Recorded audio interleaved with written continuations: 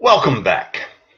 This is the 43rd segment of Making Sense for 7 Minutes, a summer-long series Monday through Friday where we are surveying in bite-sized pieces our historical narrative as given to us in the Bible, and always asking the immeasurably relevant question, so what?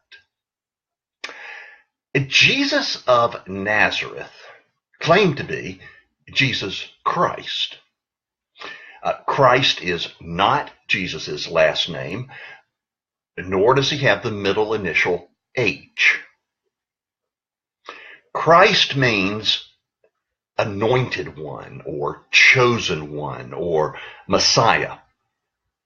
When Christians speak of Jesus, we speak of him as being God incarnate, God in the flesh.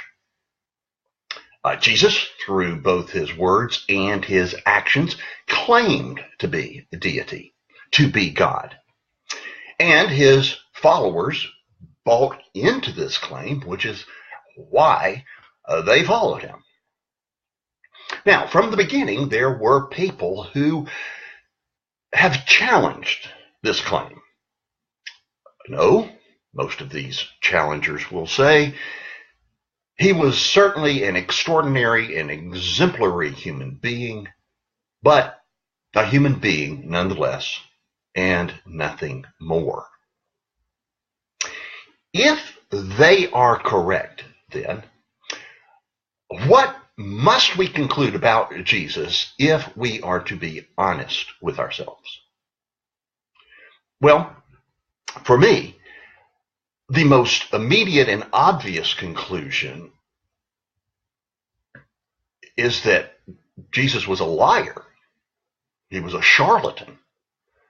He came on the scene and deliberately for 3 years tried with some success to pass himself off as God. But here's the biggest problem with that option. This claim that he lied and he knew he was lying. He was crucified for it. And before he was crucified, he was brutally tortured. I mean, if you want to begin to get an idea of what I'm talking about, go see the film, The Passion of the Christ. Anyone who knew they were about to suffer and die, as Jesus did, for something they knew to be a lie, because they had made it up. You know, about the time the Roman guard pulled back with that cat o' nine tails, with the broken glass and the pottery fixed in the edges, they would have come clean. Nobody goes through that for what they know to be a lie. No.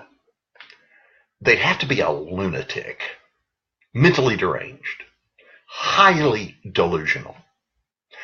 And that's a second option to be considered. Jesus was a madman. It wouldn't be the only time someone deranged claimed to be God. Mental institutions have seen more than their share of patients who claim to be Jesus. But here's the deal. These poor folks who claim to be God or claim to be a God, have you ever listened to them talk? They don't speak as Jesus spoke. They don't teach as Jesus taught. They don't handle themselves under the pressures and stress and pain and suffering as Jesus did. They don't serve as a catalyst of a movement that has revolutionized the world, not to mention revolutionized tens of billions of countless other individual lives. But there is a third option. It was all made up. Legend. A conspiracy movement begun by a group of co-conspirators. Well, besides the extra biblical historical documentation that would give lie to that notion, all of the so-called primary co-conspirators, Jesus' apostles, with the exception of one, were brutally put to death because of their conviction that Jesus was who he claimed to be, and that he had died and then had risen bodily from the dead. If this had been a conspiracy, at least one of those co-conspirators would have fessed up before they were sawn in two or thrown off the top of the temple or crucified upside down. I like the way a gentleman by the name of C.S. Lewis has given us the most reasonable conclusion to this in his book that I recommend, Mere Christianity. I'm trying here to prevent anyone from saying the really silly thing that people often say about him. I'm ready to accept Jesus as a great moral teacher, but I don't accept his claim to be God. That's the one thing we mustn't say.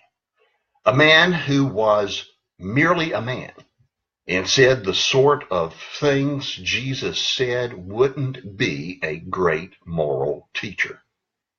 He'd either be a lunatic on a level with the man who says he's a poached egg, or else he'd be the devil of hell. You must make your choice. Either this man was and is the Son of God, or else a madman or something worse.